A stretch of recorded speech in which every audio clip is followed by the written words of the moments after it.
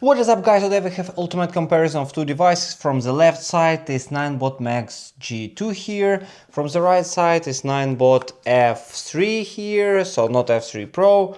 Very similar devices right now in 2026. One of them is a bit old, is from like 5 years old, let's say, of Ninebot MAX G2 versus the brand new 1 year old F3 here. Of course, as you see how it looks like, you can see the difference from the visual view, but in the technical characteristics it's actually not much difference. So first let's check it out.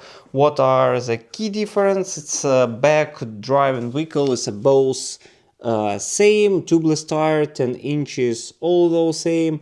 The battery is even higher on Max G2. It's 551 watt, 36 volt versus 477 volt. Watt hour versus 46 volt. They both advertise up to 70 kilometers on one charge. Engine also is 450 watt or actually 1000 watt on a peak, so very similar as well. Range at max charge also similar. External battery support, of course, only the newest model supports. The brakes here, the brakes, disc brakes installed on F3, which are better than the drum brakes, quite outdated, let's say. Electronic e-brake at the back, of course, it's very similar. IPX5 body versus IPX6 body on F3.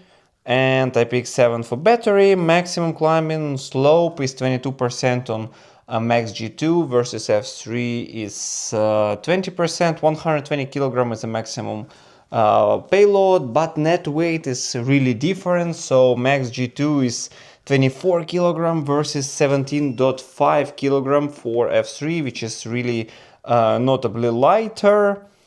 Although you have like Apple Find My, all the Segway features are available.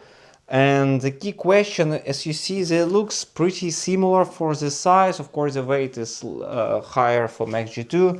And your question, suspension is also front suspension on both similar. Back suspension is also similar kinda. Of course, it's a bit better on Max G2, but in general it has both. Of course, the design, the light is much better on F3. The screen, how you control your scooter, how it looks like, it's better on F3 compared to Max G2. Price of the new one, if you want to buy both of them new one, it's around $800, both of them, so the costs actually same. But for second-hand options for F3, of course, it's still new, you cannot get it cheaper than $500. Versus Ninebot MAX G2 you can get for around $350–400. I got it for $350. That is insanely good offer, second-hand use, but it's still very good, very reliable. Although what are advantage I like, I will not press it, it will be too loud, is electric horn versus manual horn here. Of course, indicators is similar on both. The sound is a bit more aggressive on F3. In general, as you see from how they look like, they look very similar. And how to select, so if you want unkillable device, very reliable, it's Ninebot MAX G2, so it's tested 6 years, of course it's already reliable, everyone knows. F3 it's more modern, we don't know how reliable it is, but I got F2 was really reliable, so let's check it out later on, I will tell you. And for the price, of course, if you're on budget, just take second-hand Max G2. It's a perfect option, you will really enjoy it. And if you have enough money for F3 or you want to buy a new one, you're selecting those two. Of course, F3 is a much better choice. It's lighter, it's modern, its screen has better resolution and everything. And I really like it. I really enjoy riding the F3 here.